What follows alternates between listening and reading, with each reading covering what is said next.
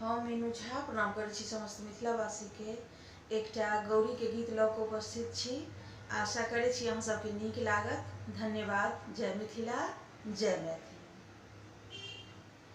सुंदर सुंदर फूल हमरो आनी है तू, सुंदर सुंदर फूल हमरो आनी है से गिर जा पूजन आजू जेबै गे मालिनिया से गिर जा पूजन आजू जेबै गे मालिनिया।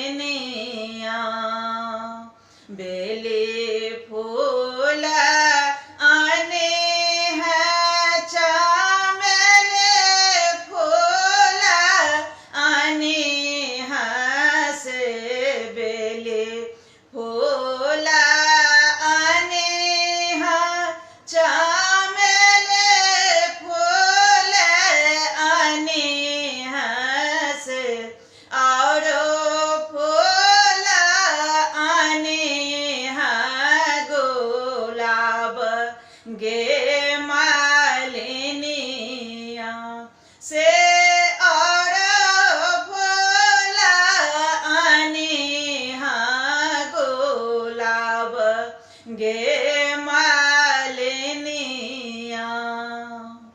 एक मन होइए मालिन तोरे संगे जाए ताहूँ, एक मन होइए गे मालिन तोरे संगे जाए ताहूँ, देखे ताहूँ रघुबर सूरति गे मालिनिया से देखी ताहूँ रघुबर सूरति गे मालिनिया।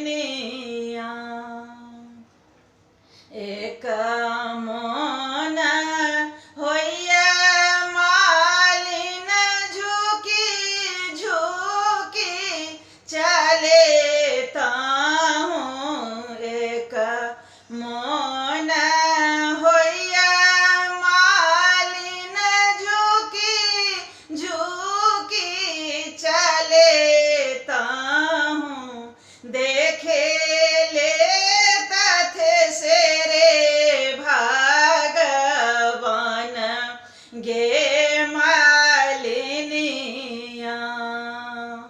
माथे माने मौड़िया कुंडल डोले कनमा से, माथे माने मौड़िया कुंडल डोले कनमा से, सावले सोरते मन मोहे गे मालिनिया से